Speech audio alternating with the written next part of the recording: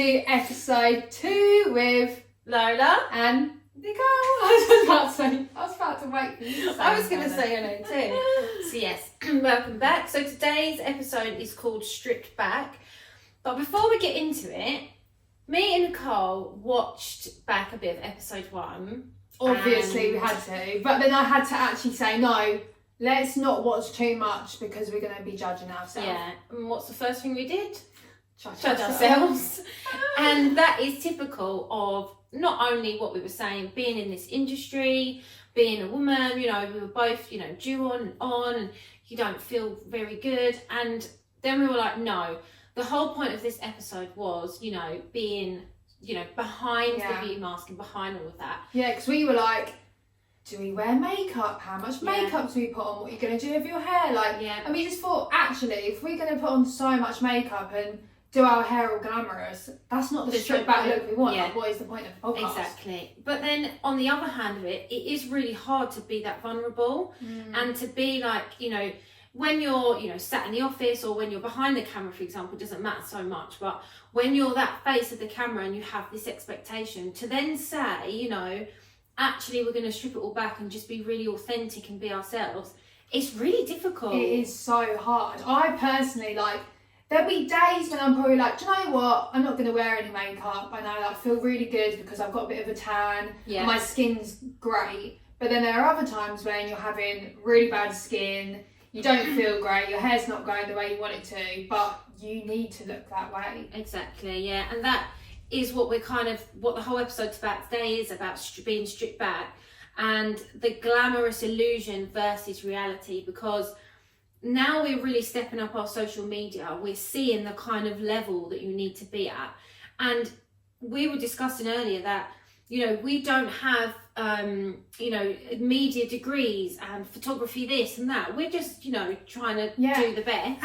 And how are you meant to know what you need? Like, it used to be social media, it used to be photos, it used to be graphics. And now it's because it's all videoing and like really good high quality videos. We were saying that you have to carry so much stuff with you if you're gonna, well, me, I need to carry so much stuff with me. I need to carry a tripod. You never need to carry a tripod. A ring light.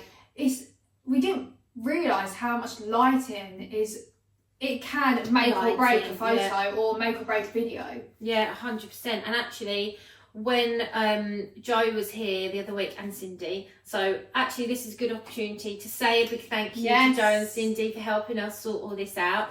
The lighting, I was like, because we've got lights here, and you don't realise the difference in the quality of the video when you've got good lighting when you haven't. And it's like, how, like you said, how would you know that? How would you know? I mean, you see, like, you would just think your photos and videos are rubbish because it can literally be the light. But also on the flip side of that, sometimes too much light is like, oh god. When there's too much light, I swear, I look at myself, what is going on? Because I did not walk out of the house like that. When you see, you know, you were saying about how, you know, done up you are, and when you have a bad skin day, for example, you know, we'll see throughout the weeks as we go through how different our skin changes are, like when you're on and when you're not. And I think definitely for this industry as well, people expect you to have perfect skin and perfect makeup and perfect this and perfect that. 100%. But it's completely opposite to reality. Yeah. Because we're humans. And the thing is as well, I think some people just generally have bad skin, and unfortunately, like, they have to be put on medication, like, is it Roaccutane? Really strong medication. Like, fortunately for me, I have really good skin naturally, but when it was lockdown, I think it was because I had COVID, and I just, on my forehead, all of a sudden just broke out in so many spots, and I was just shocked. And I can't believe, like, my self-esteem and just how I felt having that skin, because I'd never experienced it before, and it lasted for like 4 months, and I was definitely at my lowest point. So, and it's something that makeup couldn't cover. Yeah. And it was awful. I remember you sent me the picture, and it came up almost overnight, didn't it? And it was literally, I've never seen anything like that so quickly, because I'm always used to you having quite flawless skin. You know, you might get the odd spot here and there, as people do.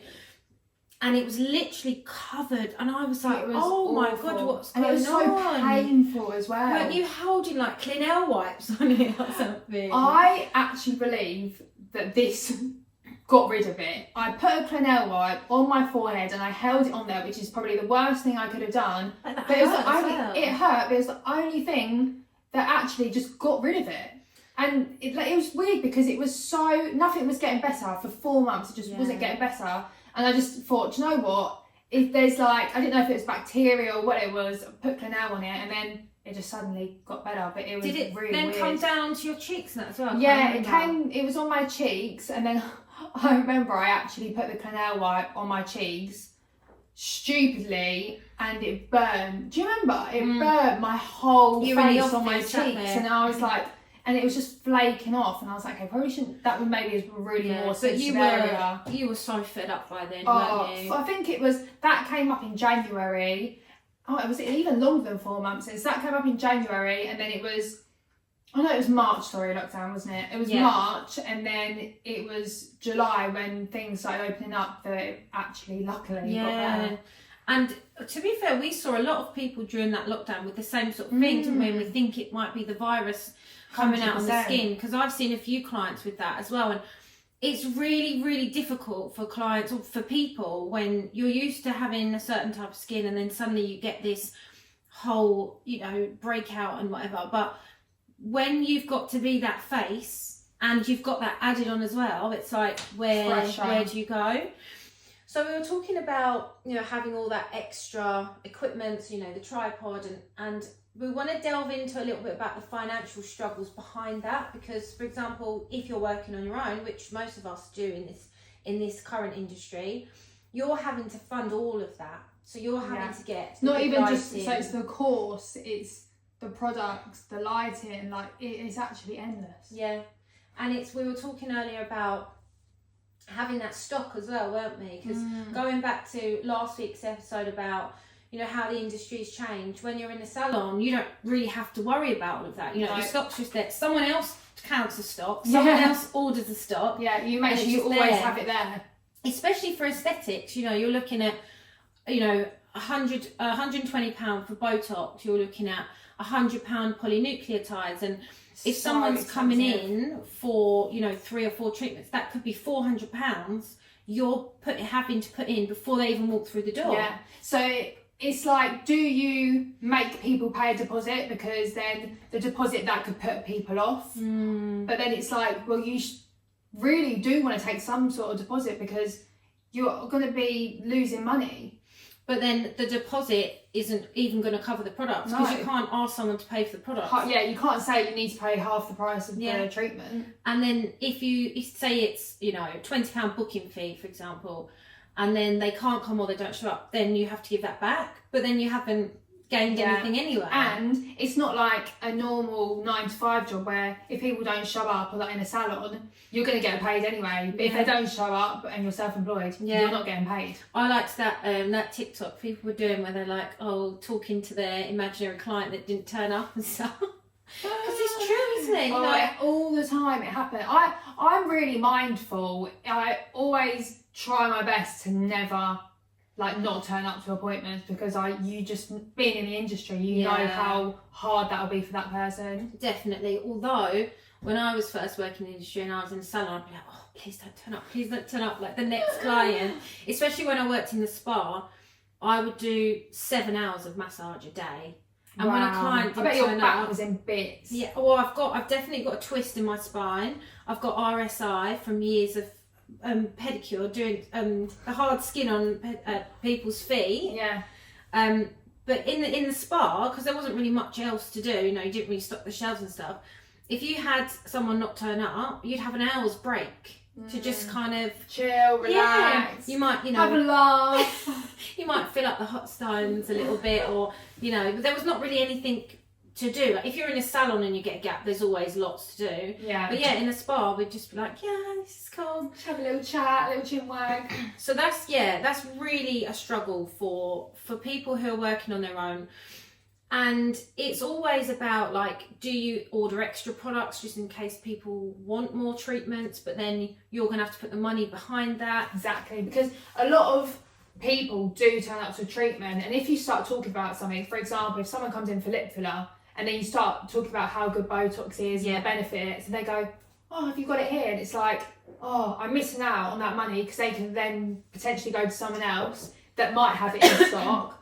And so it's like, do you have it sitting there? But then how long do you have it sitting there? But then do you have the money to put that into? Exactly. You know, if you're talking, you know, single mum with a couple of kids and, you know, other commitments and bills to pay, you can't batch stock hundreds and hundreds of pounds worth of stock. It's so unrealistic, especially when you're first starting off as well. I think when you build up your clientele, then you probably have some money to go, oh, do you know what, I'll just order a couple more, because you get in like a flow. Yes. When you're first starting out, I think that's when it'll be the hardest. And then again, where's the balance of that? Because when you're first starting out your social media and you haven't got the money for, you know, a good phone or a good camera, you know, the good ring light, the lighting, the tripod, the setup, your videos aren't going to look as good. But that's when they need to look good. Absolutely. Because you need to build up your social media. Your work. Yeah.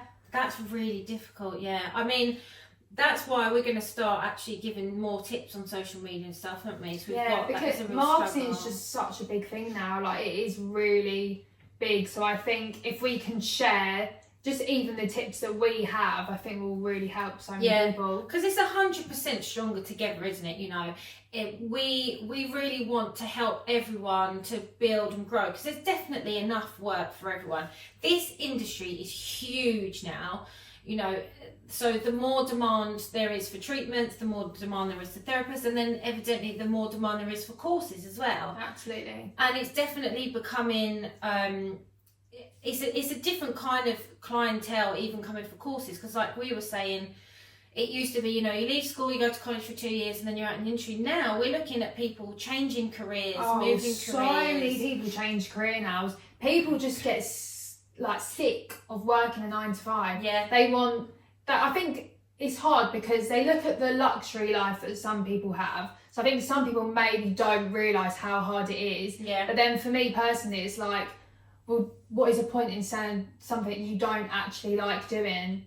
Like, why would you want to stay there when you can actually do something you enjoy? And it's not just, oh, you do fillers and Botox. There's so many other treatments now, and there's always new treatments available. Yeah. Like that NAD? Yeah. NAD. Is it NAD or? NAD. Yeah, NAD. I was like, is it NAD or do I pronounce it NAD? I think because it's American, isn't it? And they call it NAD. Because do your impression of, what's her name? Oh, was it Molly? If we do NAD, like, will we ever age? But it's true, like you said, all of these things are constantly coming over all the time.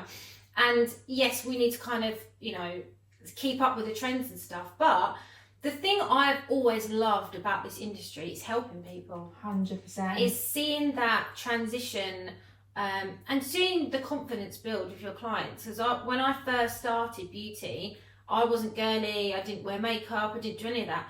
But I loved seeing that client through the journey. So if you come in with, you know, bad skin or anything, and you're the one then giving them that knowledge and that confidence to see them each month progress. Yeah. And that's exactly why I want to go into dermatology, because dermatology is not an emergency. So on the NHS, it's not really seen as anything urgent. You know, if you go in and you say, oh, I've got bad skin, and we've heard a lot of the girls, even in the office, the doctors go, oh, you know, you're not dying. Oh. So, you know. That really annoys me though, because I think, especially for women, there's so many things that we get brushed off at the doctors, like, well, you're not dying, like from my endometriosis, for example. It's like, well, I constantly it must have been 10 years, going to the doctors, I've got period pains, and they're like just prescribing me medication for the pains, and I'm like, I know there is 1,000,000% a problem here, and but they know that endometriosis is not going to kill you. It's going to give you really bad problems for fertility and whatnot, but they just don't care. If you're not dying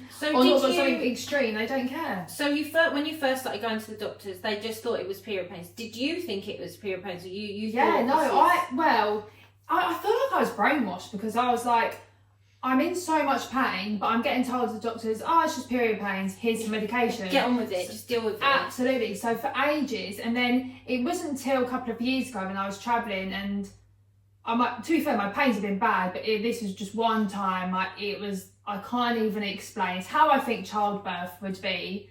it was so bad. I was speaking to my nan and she was like, you need to get this looked at because this is actually not normal. And I actually spoke to someone when I was in Bali, and this random girl just went, I think you've got endometriosis. I searched it and I was like, I've got every single symptom. Way. Had you heard of it before? No, I'd never heard of it. And then then I just literally had to go private, and I had stage 4, which is the worst you can get. That is correct. It's so honestly when the doctors were prescribing pain relief, what kind of level was it? Was it like paracetamol, ibuprofen, or? It was naproxen. Oh, okay. Yeah. So it was quite strong, but sometimes it would help.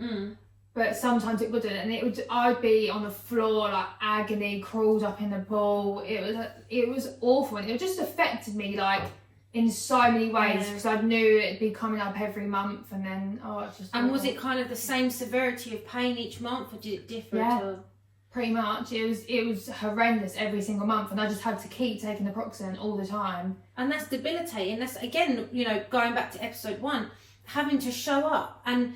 Even though you're in this immense pain, and then going to the doctors and they're meant to help you, and they're like, "Oh, just get on with it, just period pains." And I was brainwashed because I was like, "Oh, it was normal." Yeah. So, but actually, if I would have gone, "No, I'm going to listen to myself and go, you need to look at this further," I probably could have got it sorted years ago, and I wouldn't have had to have the really big operation that I had to have. Yeah. Do you want to talk about that? Yeah, I could do. Yeah, because this is this really good awareness, because even just one person watching might think, oh, actually, because you've never heard of it. No, I'd never heard of it. So I basically had really extreme period pains, and a lot of it was when I was going to the toilet, when I was going for a number 2. That was the worst pain. And when I actually finally got to a proper doctor that actually was like, I think you've got endometriosis, let's refer you. And I had my first operation. Because the doctor was like, right, you've got a cyst and I think you've got endometriosis. Well, I had to have it, is it laparoscopy? Colonoscopy? No, a laparoscopy. It's like where they go through the belly button. Oh, laparoscopy. Laparoscopy. One of them. One of them. I had to have that, and then when I woke up, I was thinking, yes, they're going to remove it, I'm going to be pain free, it's going to be great. Sorry, can we just go through the belly button? Yeah. As you carried on talking, I thought, I think so. Or that might have been my second one. What, have you got a scar on your belly button there? Yeah. That might have been I don't know. I can't remember. You feel funny. Okay, sorry. I thought you had belly pain. I was like, hon, you okay? So have you got endometriosis too? Well, I got something wrong with me, that's for sure. But yeah, that just feels a bit through the belly button. Well, I was asleep though. Yeah. And then so they couldn't remove any endometriosis. So I woke up like thinking it was going to be all great, and they was like, you've got it really, really severely, so we can't remove any. You need to be referred to a specialist. So I had to wait to be referred to a specialist, and then I'll try and cut this story short. So did you have scans first before they went in? So endometriosis doesn't really come up on a scan. So on an ultrasound, but mine did, but only a little bit. So that's why they thought they'd be able to remove it. But so that was an ultrasound, and then I had to have an MRI before my second surgery, and they was like, right, you've got quite a lot, but again, it might not actually show up on the MRI. So quite a lot of the time, they do actually just have to do the surgery to see if you have it. And I guess it would go undiagnosed quite a lot if it doesn't even show up in the scans. Yeah. So had an MRI. They was like, right, you've basically got it in your ovaries, your bladder, where else? My diaphragm, which I actually still have it there now, and I don't know how to say the word, like in your bum. What is that called? Rectum. So they thought that I had a little bit in my rectum. Yeah. Why is it so funny? I don't know. We always go back to being in school, don't we? Yeah. Things like that. And then so basically they was like, right, we need to it's like a 6-hour surgery, and then I had to sign something for my surgery and was like, right, you've got loads in your fallopian tubes, so you have to sign this in case we need to remove them. We have to take out a part of your bowel. So I could have woken up with what's the poo bag called? Oh, the colostomy bag. Colostomy bag. So or nephroscopy bag. I think it's colostomy. So I had to go to sleep not knowing if I was going to wake up with a colostomy bag and my fallopian tubes were going to be completely removed, so I wouldn't naturally be able to have a baby. And you had no idea what the outcome would be? No, so it was 50-50. Wow. And yeah, so I had the surgery and basically woke up and the nurse was like, because I was so worried about this colostomy bag, because I was obviously going to be stressed about having it. It was going to be reversible, but I'd have to have it for like 3 months. And the nurse was like, you haven't got your colostomy bag. And I just like literally cry my eyes out. But when you wake up, you're not with like your mum or anyone. Yeah, and I was like, can you go and tell my mum? Please Oh, tell my so mum. I actually don't feel like I'm running up talking about it. And then the nurse came back and I brought my little teddy with me, and the nurse like gave my teddy, said, your mum said this. I actually feel like I'm running up. Why was she not allowed in with you? No, you know when you first wake up from being asleep? Yeah. Oh, and in the recovery. In the recovery room. Yeah. So no one was with me, but she told me straight away because they obviously knew how stressed I was. But not knowing the outcome when you go in. Oh, it was horrendous. Awful. But yeah, but my fallopian tubes were fine, which was brilliant. Yeah. And I didn't have a colostomy bag, so I was like relieved. But there is so many people do have it, and it's so common. I didn't realise, like 1 in 7 people have endometriosis. So how long between like when you first was like, no, something's not right, and having the operation? What's the time frame? It wasn't actually too long, but this is because I was private. Okay. But it's because I had to have 2 surgeries. So I think I went for one in March, the first one, and then I waited, I think it was September, my second one. So it wasn't too long. Yeah. But then that was. But you've been from suffering private for healthcare. what, 10 years? Oh yeah, suffering for 10 years. And I think it was like 2019, I went to hospital one time because I was in really bad pain, and they actually wrote on my notes to say suspected endometriosis. And it's not till now that I've found that out. So in 2019, if the doctors and nurses actually looked into my records, they would have seen it says suspected endometriosis. But then, you know, you're not dying. No, I'm not dying, so I'm fine. Yeah, so just get on with it. Like, we have to get on with everything. But it's so I had that, it must be 1.5 years ago now. And it's annoying because I feel like I am getting slightly more pain back, but they just said it won't ever get to the severity it was. But will you have to have any more operations? Probably. Really? Some people don't. Like my surgeon, I honestly couldn't fault him. Like, he was amazing. He had people fly over from Canada or America because he just specialised in that. And he was incredible. And he said only 2% of his patients have to have another surgery. Well, that's good. But I can feel the pain, but it is a minor compared to what it was. Yeah. And I think I suffer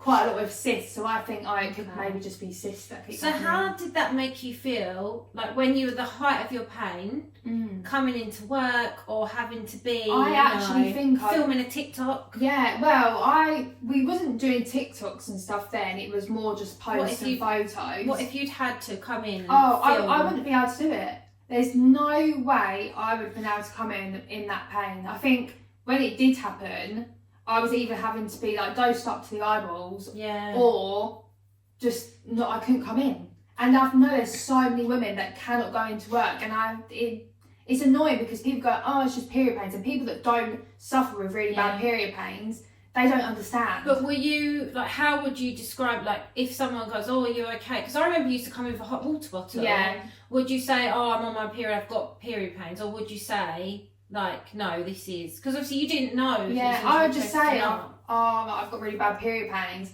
But it was frustrating me because, like, some people, I know I shouldn't have got frustrated, but some people are like, oh, yeah, I'm suffering from really bad period pains. And I'm like, are you suffering as bad as me? So, like, it would just be annoying. But I think endometriosis now, there is more awareness, so people understand. Like, I actually can't fault my boyfriend anymore because he is just insane. He's so good with it, which is nice.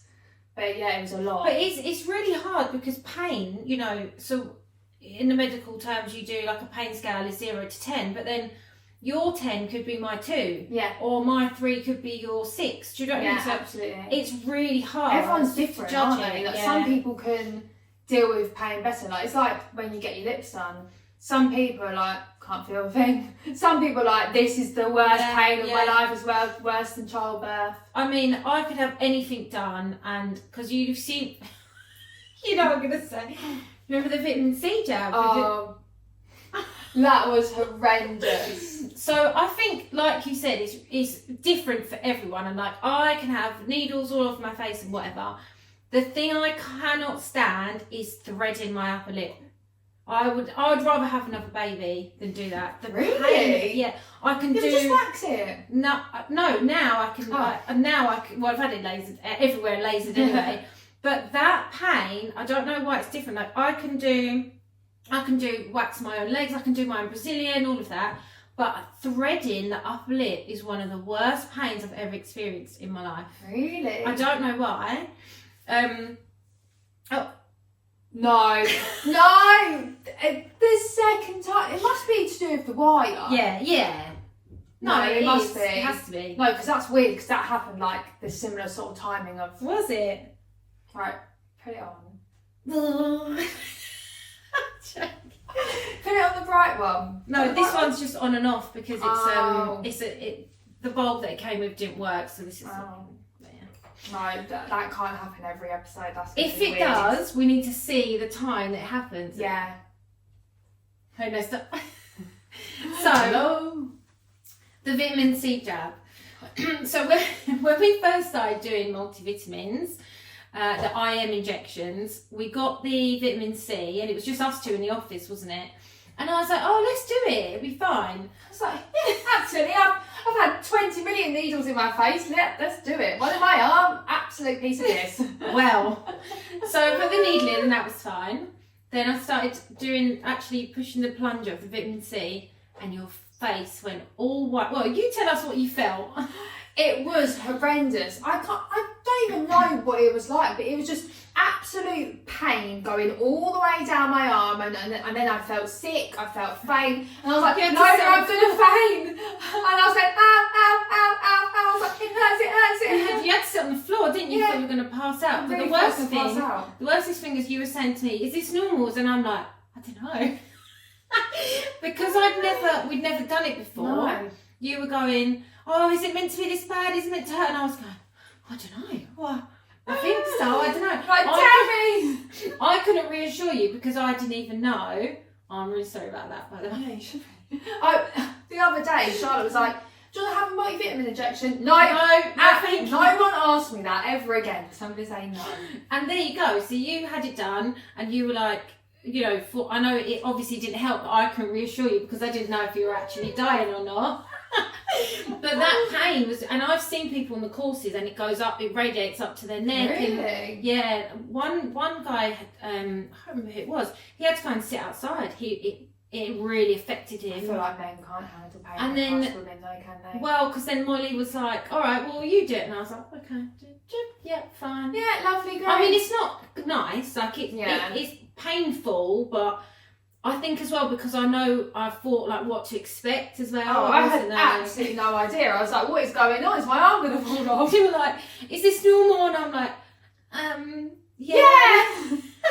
Your face is telling me otherwise. Exactly, and that is that's a really good example of client expectations, which is another thing we wanted to talk about today. Yeah. Because we have to manage client expectations, which is really, really difficult.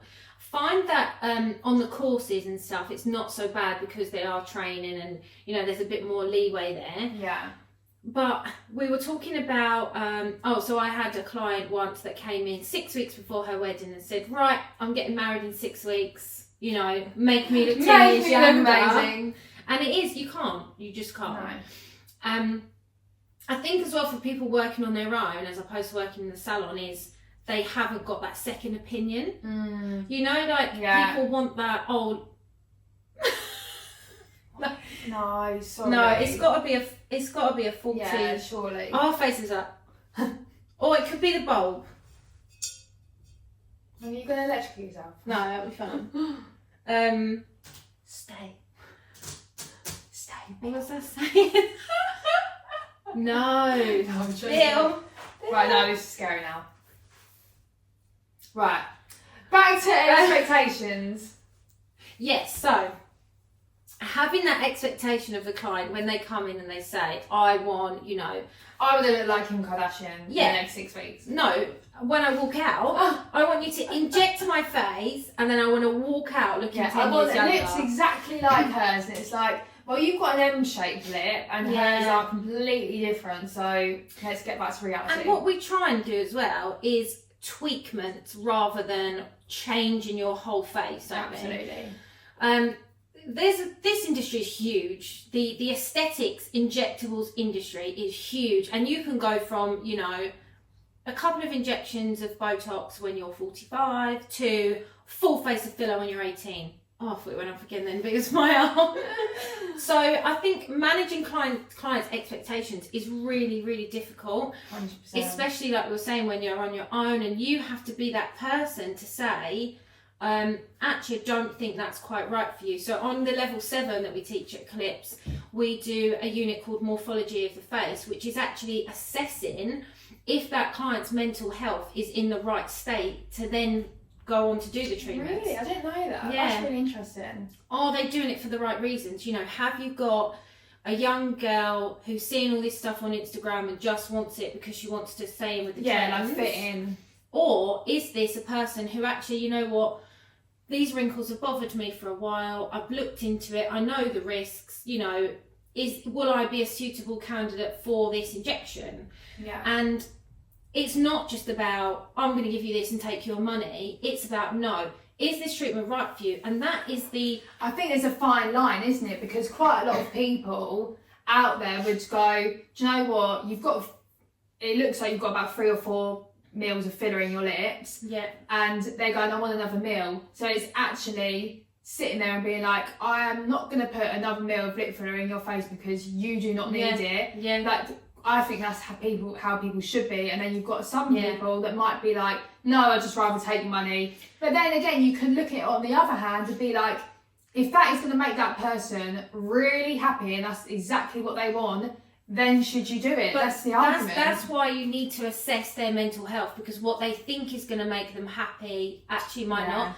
And there's always going to be someone else down the road who's going to inject that filler 100%. anyway. But if you have that knowledge and have the confidence to say to that client, you know what, it's not good for you. Because we had a model on one of the courses once, and I'm not joking, I've never seen... I think I know who it was, actually. Her lips I remember so they full. were so, like, they were sausages. almost turned around, weren't they? And she was actually in for threads. I think you might have been there, actually. Yeah. She came in for PDO threads, and I'd said to her, oh, you know, you're in for PDO... No, I'm just going to ignore it now. You're in for PDO threads today, and she was like, yeah, what are they? So she didn't even know what they were. And then she said, but I do want some more filler in my lip. And I thought she was joking, and I was like, oh, okay. She goes, yeah, all my family think that that I should have them dissolved, but I really want more. And Your family aren't wrong. I just spent a little bit of time just talking to her about, you know, why she thought but when everyone else went, I didn't do it in front of the whole class. You know, why do you think you want more filler? And, you know, how does it make you feel when you do and you don't have filler? And, you know, just kind of delving into that. And I think she actually had a bit of body dysmorphia. Yeah. Because these lips were huge. Yeah. They didn't suit her face, and they gave this impression of a different kind of person who she actually was. So I think it's as important to do that consultation 100%. And to speak to that client and be like, you know, why are you having this done? And also, if you're fully trained and knowledgeable with a multitude of treatments, you don't necessarily have to lose that money either. So someone might come in for Botox and you'll be like, actually, you know, this would be more polynucleotides, beneficial, 100%. But then it's again having that product. Have you got that stock? Yeah. Yeah, it swings around with us, it really is. It's difficult. So we're going to do snakes and ladders. Should we just call it snakes and ladders? Yeah, 100%. I love that. So we're going to swap this time, aren't we? So we're going to do a ladder. I'm going to do the ladder. You'll do a ladder and I'll do a snake. So my ladder is when I decided to go and work in Australia. So I think one of the best things you can do in this industry is get yourself out there, live your dream, and work wherever you want to work. 1,000,000%. So I ended up moving to Australia and All right, working All right, mate, the on kangaroos. another shrimp on the Barbie. Koala bears out there and all. You know shrimp on the Barbie? They don't call them No. shrimps in No, Australia. I think you told me that before. I was devastated. So I've gone all the way to To Australia. No shrimps on the Barbie. Just kangaroos. Prawns. They just call them prawns. So I'm like, Oh. do you know how sad that is? And they call sausages snags. Oh, So you put that's a weird the one. snags on the Barbie.